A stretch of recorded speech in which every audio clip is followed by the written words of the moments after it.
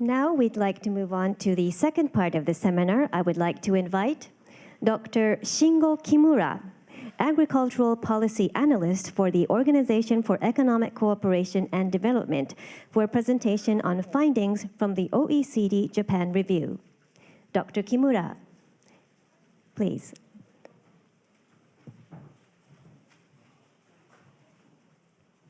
Hello, good morning, everyone. My name is Shingo Kimura from OECD, and first of all, I would like to thank the opportunity for us to work with the Japanese government to publish this review of innovation, agriculture productivity, and sustainability in Japan, and the opportunity to present this work today at the G20 meeting. So, well, as we hear the discussion of G20 and as well as the OECD member countries, the sustainability and the productivity are the widely shared concern among countries. So the question is how we achieve productivity growth to feed the world while keeping the, the scarce natural resources. So for that, we think innovation is the key. And here innovations is not necessarily the new technologies. They already define innovation much widely.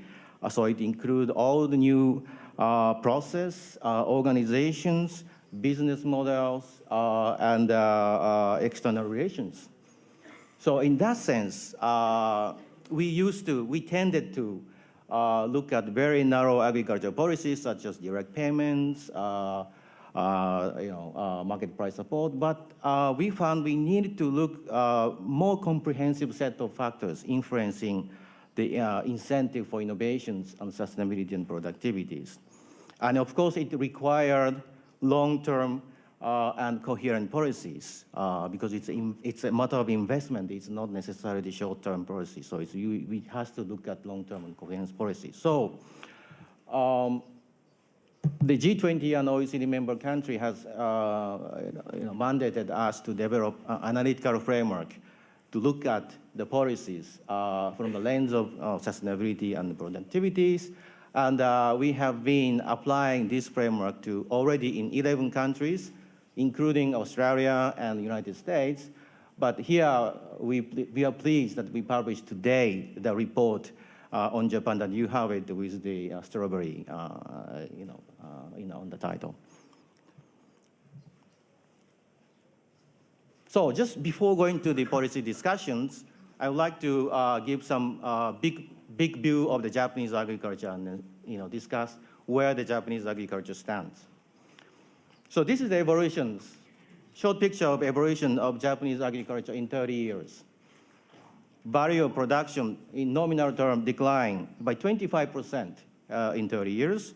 Number of farms, farm employment declined by 60%. And average farm size was 1.3 hectares in 1985. It increased, but it remained 2.2 hectares in 2015. And there's a policy goal to increase self-sufficiency, but its self-sufficiency in calorie supply declined below 40%. And rice has been stable in Japan, but per capita rice consumption declined from 75 kg per capita per year to 55 kg per capita per year. So there has been a tremendous change in the diet in the Japanese society. So these numbers doesn't look so encouraging, but there has been a lot of change happening in the last 30 years.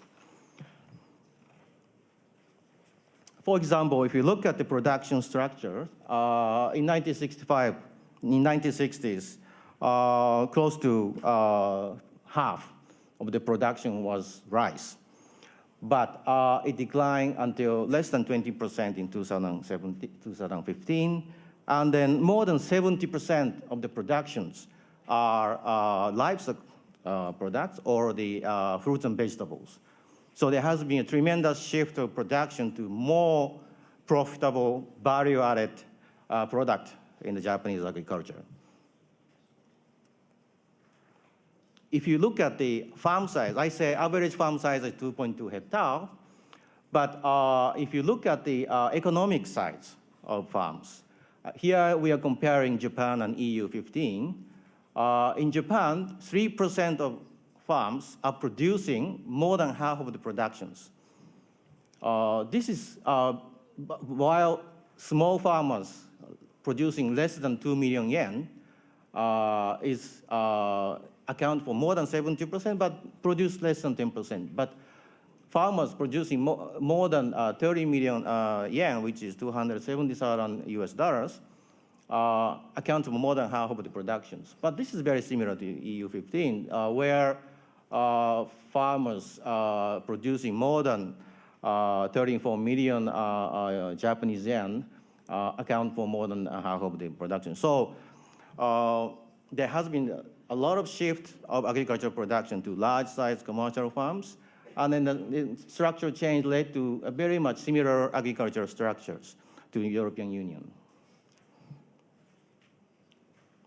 And the export of Japanese agricultural food products has been expanding. It has become a major policy goal of the Japanese agricultural policy. It's relatively small in terms of the domestic productions, but it doubled in just 6 years. So there has been tremendous opportunities for the Japanese agricultural product for the export market. So there has been a lot of good sign about the agricultural sector in Japan.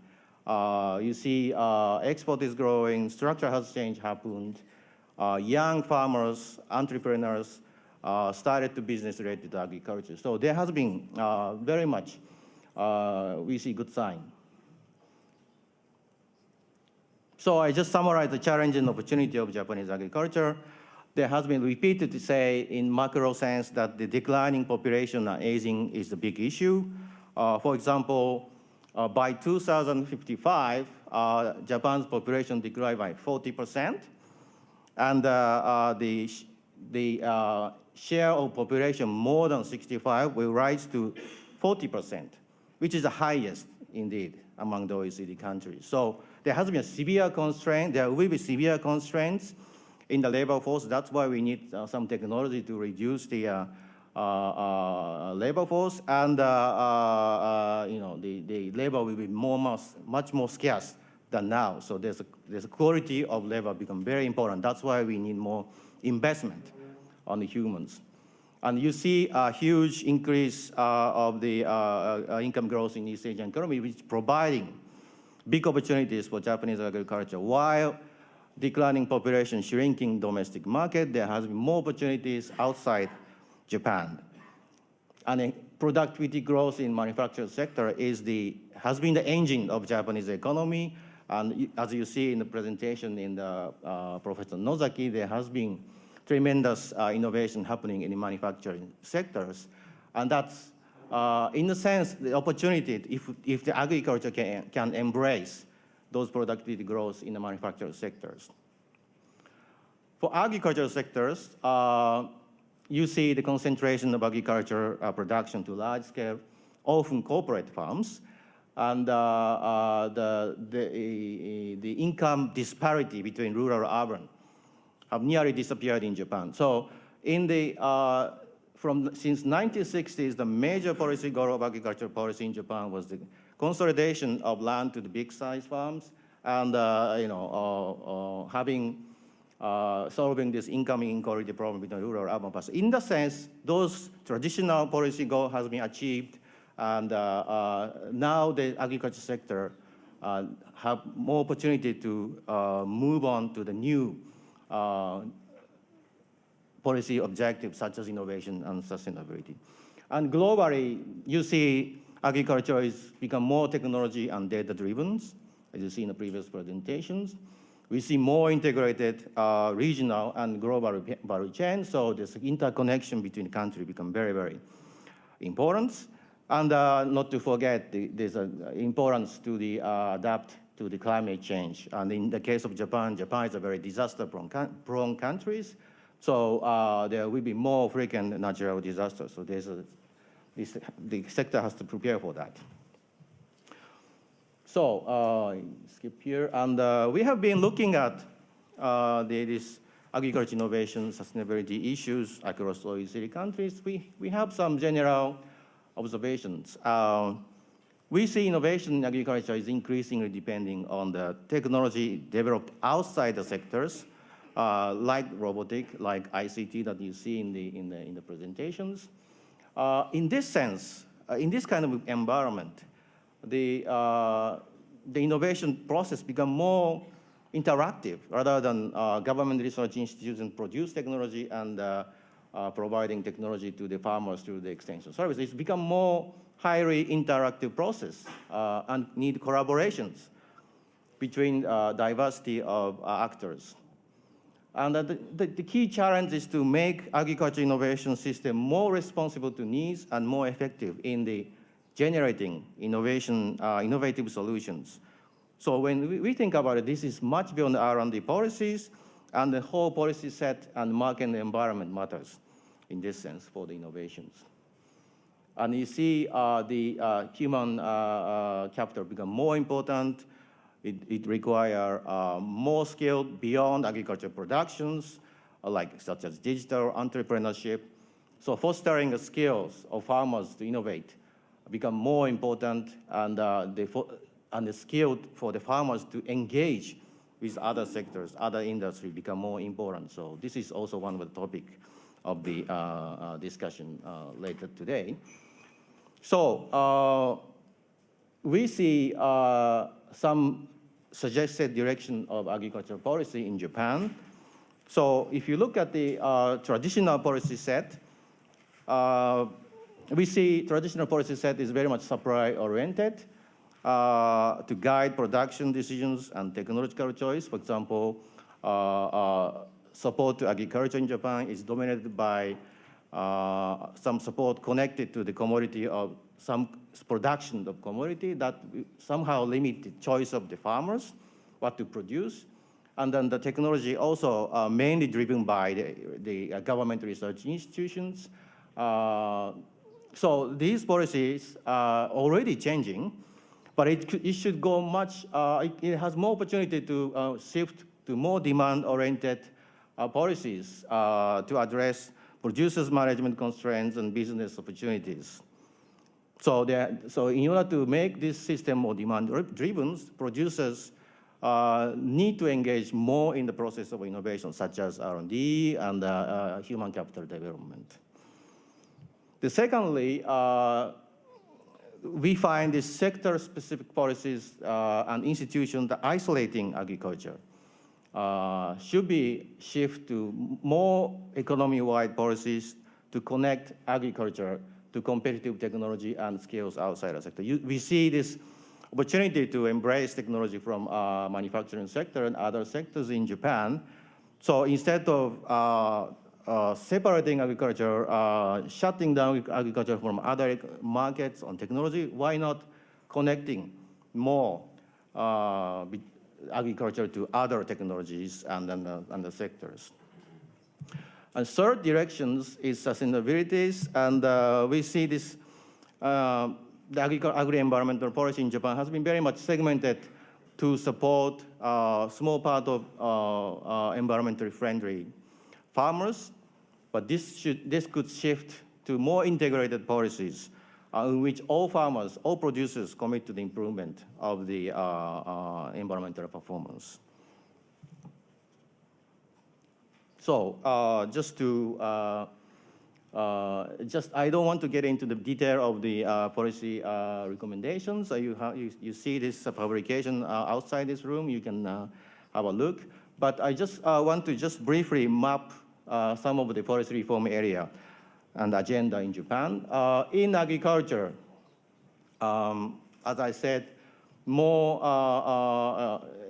the policy environment and the market environment that enable farmers to choose what to produce is important. So that's why we think it's increasing the role of non-commodity specific support is important. And to make this innovation system more demand-driven, more proactive industry participations in innovation process is important. For example, we found this Australian system to co-fund the agriculture R&D could be a useful model also for Japan.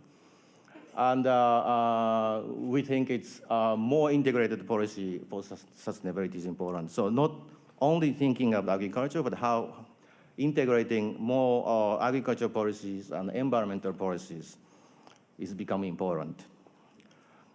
And for the competitiveness of agriculture, that's critically important for this input and service industries, such as Mr.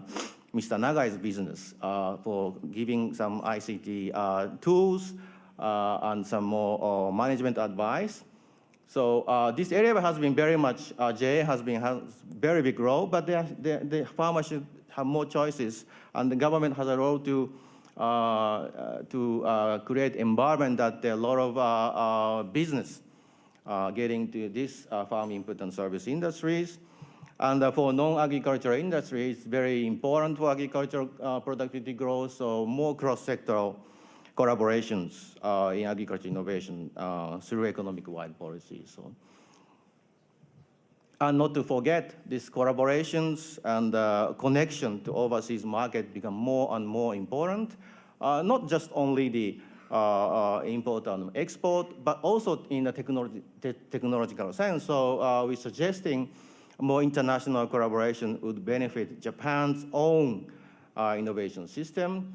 And the export policy can be also demand-driven, that there has been tremendous reputations of Japanese food and food products. So to exploit those market opportunities, the more demand-oriented policies that address the diversity of needs of Japanese agriculture product in overseas market is necessary.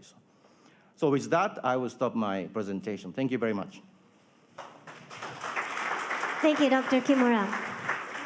We have time for about one question. Would anybody like to ask something to Dr. Kimura? Is that okay? Okay, now we would like to take a short break. Beverages are available in the foyer right outside this room, and we would like to start the next session at 10:50.